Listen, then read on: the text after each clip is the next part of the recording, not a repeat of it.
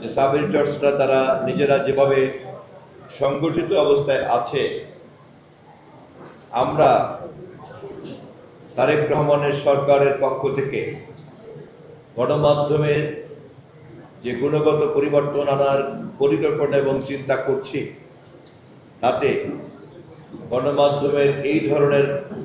Strategic journalist community যারা, তাদের সংঘবদ্ধ উপস্থিতি এবং তাদের সঙ্গে মত বিনিময়টা আমাদের জন্য অত্যন্ত জরুরি। সাব এডিটর্স কাউন্সিল একটা সংগঠিত কাউন্সিল এবং যে কোনো গণমাধ্যমে সাব এডিটর্স পর্যায়ের একজন সাংবাদিক মূলত মেরুদণ্ড,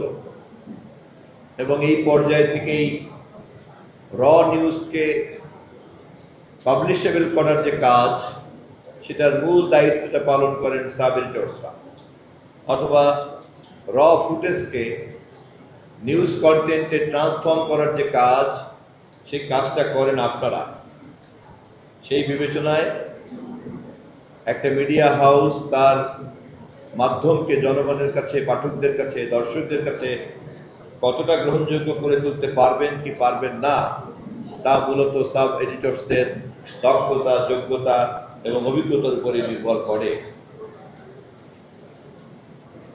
আমরা গণমাধ্যমের যেই স্বাধীনতার কথা চিন্তা করছি, সেই স্বাধীনতা আমাদের বিবেচনায় পূর্ণাঙ্গ স্বাধীনতার দিকেই আমরা তার গতিমুখ নির্ধারণ করেছি,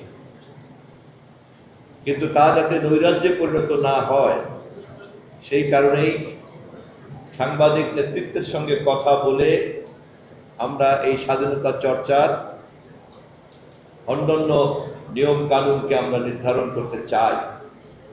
এবং সেই নিয়ম কানুন সাংবাদিকদের মধ্য থেকেই উঠে আসবে বলে আমরা বিশ্বাস করি। এবং একটি গণতান্ত্রিক সমাজে জবাবদিহিতার যে সংস্কৃতি, সাংবাদিকরাও সেই সংস্কৃতির জবাবদিহিতার সংস্কৃতির বাইরে থাকতে চান না বলেই আমরা জানি।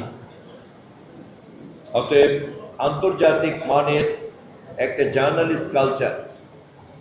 আমরা এখানে প্রতিষ্ঠা করার লক্ষ্য নির্ধারণ করেছি।